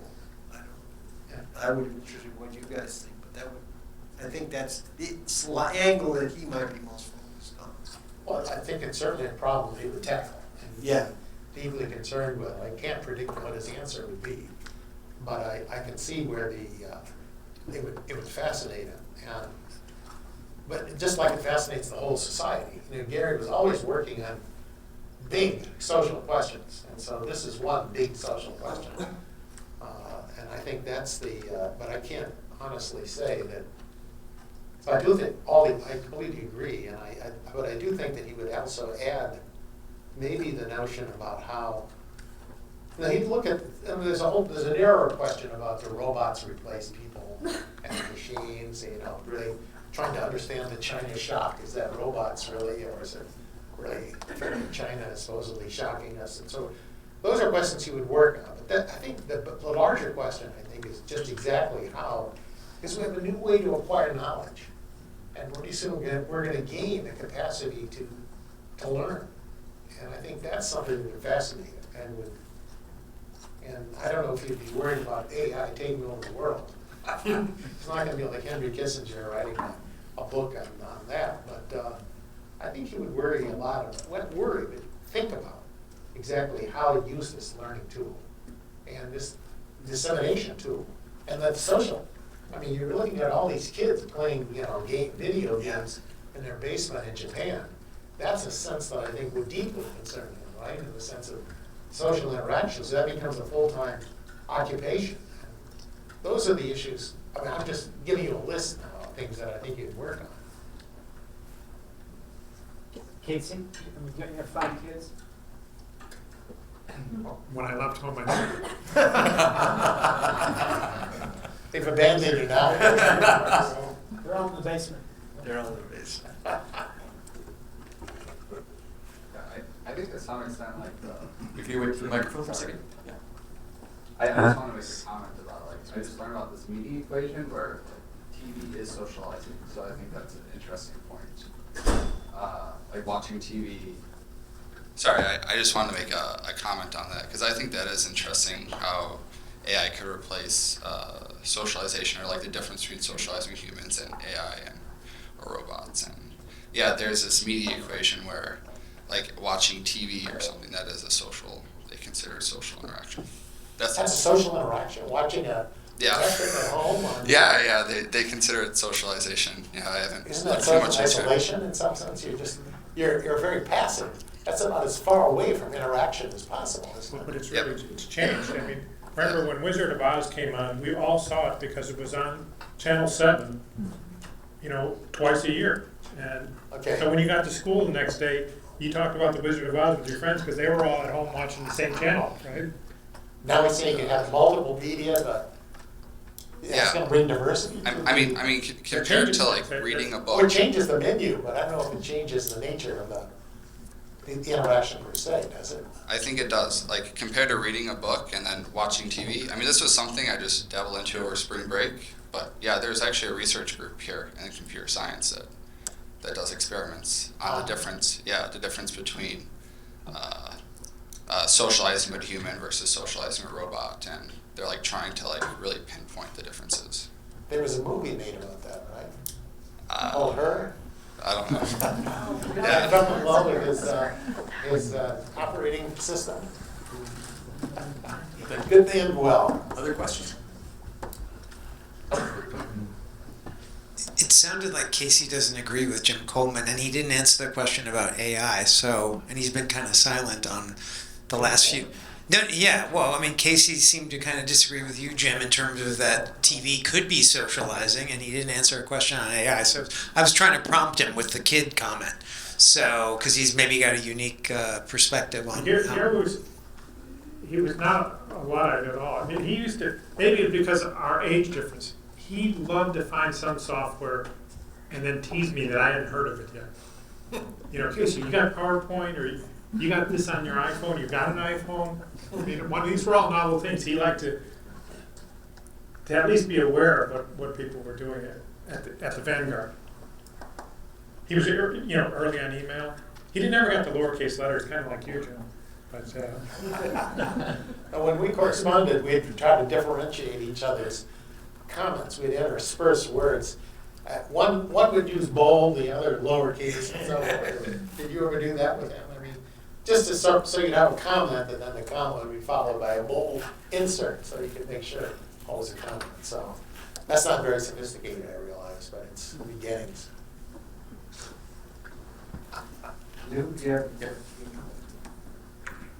So I'm a student of Gary's, and he's the reason that I went to grad school, which is a story we can tell another time. But one of the things that I always associate Gary with is the idea that you have these intuitions about how humans interact, and you have to be somewhat formal about it. Not formal in the super mathematical way, but you've got to at least formalize these thoughts and be consistent in your thinking about it. Okay, so we all know Gary's approach. But there, at the same time that Gary's writing, there's a lot of work done in anthropology on cultural evolution, and it's becoming more formalized. And so my question to you is, did Gary ever talk to you about cultural evolution or look into that literature? And in particular, I'm interested because I think it would connect to his thinking about population change and fertility decline. Because one possible explanation is that there's the cultural values that we get on having children, those have declined. That is to say, the sanction for not having children has declined. And that could be a product of cultural evolution. You can imagine being a little bit more systematic about that. well, we had a student, Alberto Beeson, dissertation on that. And of course he had the restaurant and other papers that emphasized in a very elegant, simple way those sort of forces. Yeah, I think Gary and I did a paper years ago on the economy and the state. And we actually started working after that paper on a paper that exactly along the lines of what you're talking about. Tried to, because that was about how the family interacted with kind of the formal part of the state. You know, how the rules of the state, the laws, and other things would interact with the family and their objectives. And we sort of, after that paper, felt like, but a lot of it's informal. And it's what you would call culture, social, anthropology almost in some sense. And, I don't know if we made a lot of progress. He was very interested in that because he felt that, if you wanted to understand people's decisions, that the social environment had a big influence on what they did. I mean, we wrote the book Social Economics trying to get at some of those issues. The part that we didn't really make enough progress on is kind of the equilibrium part of what determines those, when the equilibrium theory of kind of social norms in some sense. And I know Andre Schleifer tried to do some stuff based on, again, I think he was motivated by some of this. This was when Andre was here actually at the time. Gary and I were working on that. But no, that's a question he very much cared about. Because again, as I said before, he loved markets and he loved to think about things in terms of markets, but he realized that there were things that were not just the pure market interactions. There were direct interactions with people, like you said, in a restaurant. It wasn't just about the food and the price of the the food. It was also about who else was at the restaurant, what were they doing, and why they went to the restaurant. And why they went to the restaurant, exactly.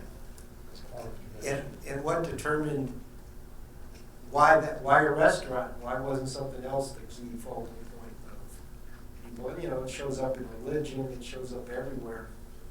And we had a number of students working, remember religiosity, the economics of religiosity. He had several students working on this. What was his name? I forgot his name.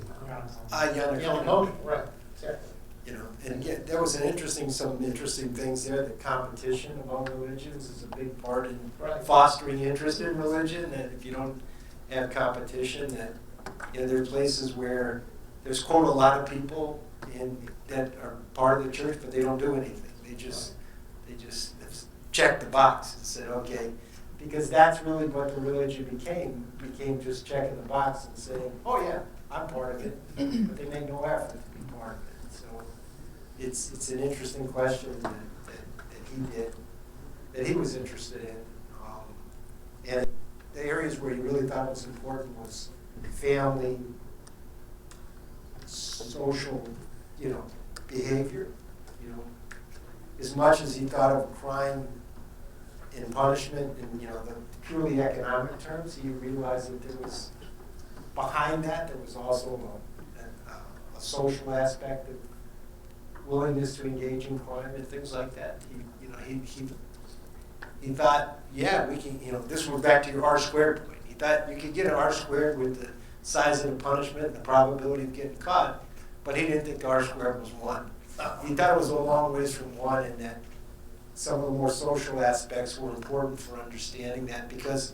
But how he would model it, right, would be because we have this norm, there's now a cost of engaging in this behavior, which adds to the fine or adds to the benefit, right? He would always put it into the costs and the benefits, even if it was coming from these informal sides of costs and benefits, right?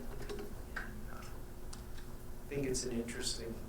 I think he was also interested, didn't work on this per se, maybe it's in the book that I haven't read, part of it I haven't read, but this idea of how evolution of societies worked, just how hunter-gatherers changed the nature of the organization of the family and of society in response to the economic environments which they were living in.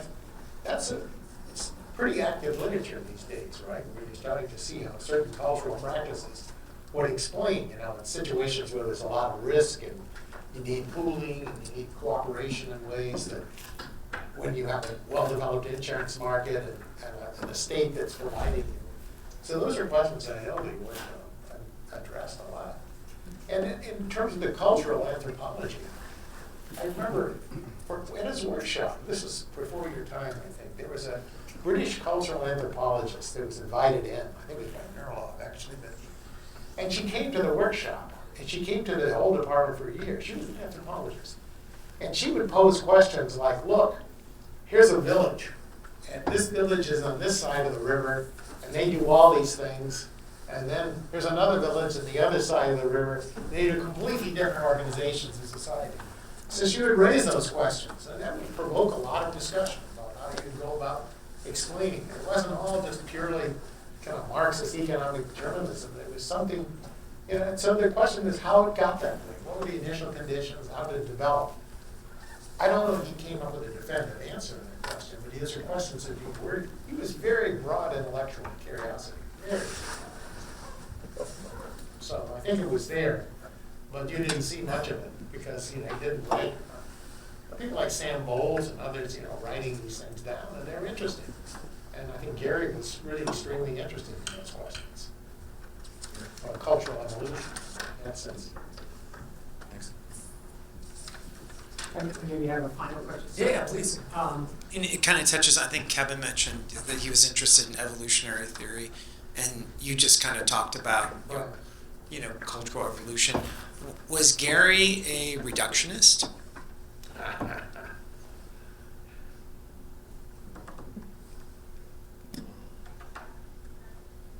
In what sense? I mean, in the sense that it's not normative kind of behaviors driving our actions ultimately, but there is some sort of, I guess rational choice or whatever within whatever context you think you're being rational. That you can kind of explain things by, right? Which maybe were prompted by evolutionary pressure over time to optimize for. He was very interested in this kind of evolutionary pressure. Going back, right? Even sociobiology at one point, right? He wrote an essay on this in the 70s, and so I think there was a recurring theme about how we developed the way we were and what the economic forces were. So he stayed on his comparative advantage as an economist to work on these questions. He definitely entertained them. But for example, you say rational choice. I mean, he would allow for all kinds of people say, oh, the typical. If you read the kind of caricature of economics by some quarters, let's say economists are very, never worried about other people. There's no selfishness. The only selfish agents. We're atomistic. We're living by us. Well, it's complete nonsense if you look at the body of his work. He did just the opposite.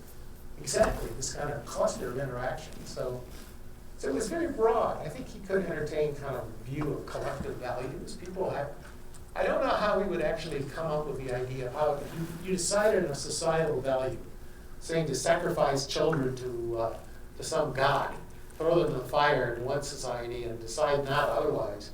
I don't think he went that far. I don't think he ever found out why the god Baal was being worshipped. But, short of that, I mean, that's really deep structural. And you can argue it in a broad way, and I think he would argue it in a broad way, using the same tools. So reductionist in the sense of using a general set of principles, but not saying it all has to be explained by one factor or another. Cyrus, would you like to say a few words? Sure. Okay. I'll make this. Well, actually, you guys can say there. So, first of all, thank you everybody for coming. I'm just kind of a derivative of this whole thing, but I'm very pleased to be here. Thank you, Kevin and Casey, for investing time in Julio, who I think is at Hoover right now. That's for right. This quarter. But thank you for investing the time to go through the box. I guess maybe I shouldn't thank you, Kevin, because you said it was very much. Yeah, just I just was long. You were the sideshow. And also thank you deeply, Jim Heckman, for these wonderful kind of, you're providing structure to Gary's intellectual journey as well as his life. And Jim has done that numerous times that I've been kind of fortunate to watch him do that. So thank you very, very much. It's a really lovely kind of artifact that you've created for everybody's benefit.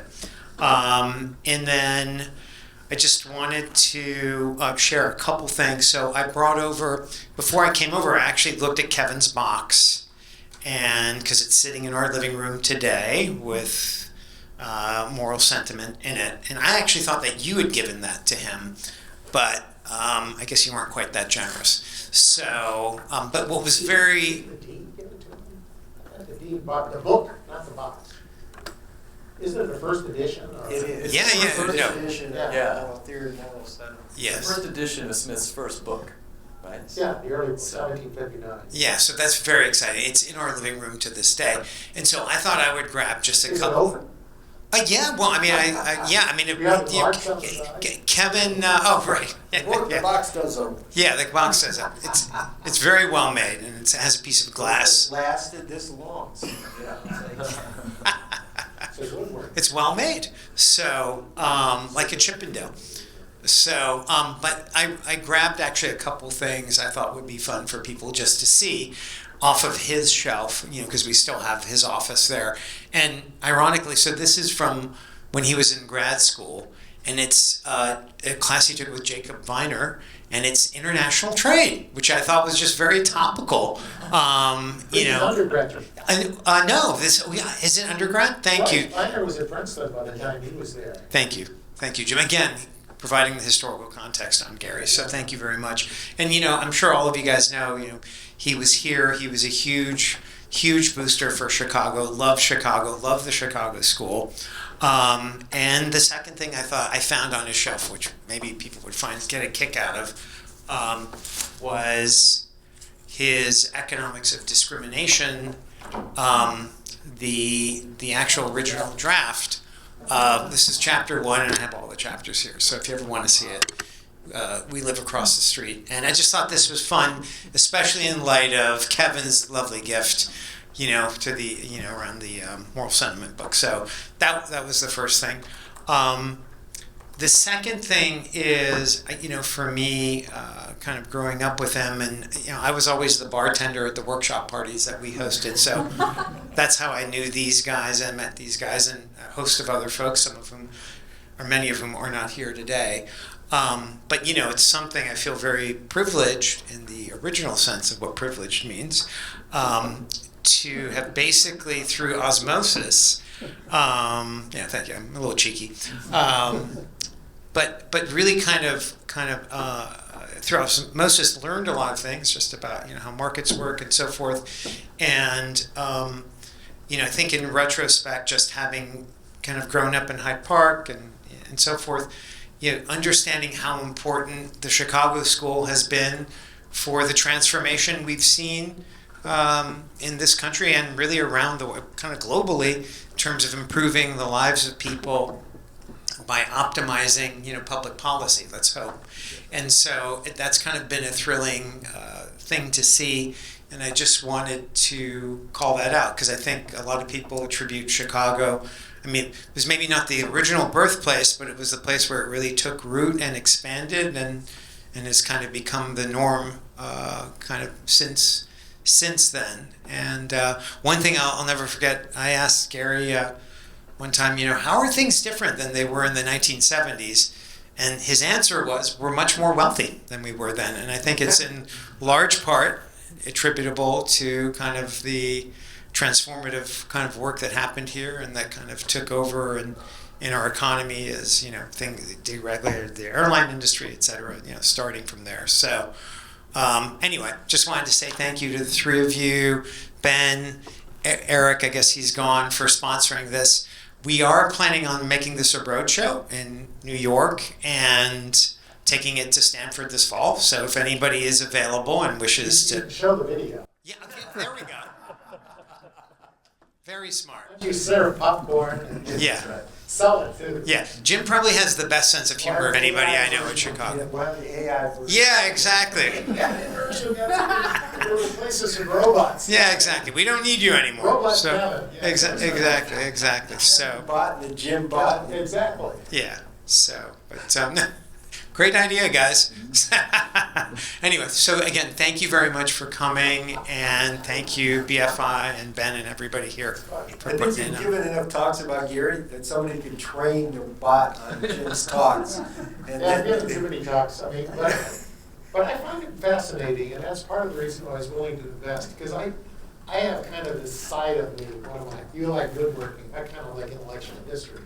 And so I find, trying to establish continuities, trying to understand how things develop in various ways, I find that very, very fascinating. So that's what's led me into that particular. But Gary I knew, and Gary fascinated me. So I never took a course from him, but I interacted with him a lot. And so I had multiple courses in terms of interacting on many different occasions with many different venues. So I think, he was a remarkable person, so it's hard to ignore somebody who's that remarkable, I think. So. Yeah.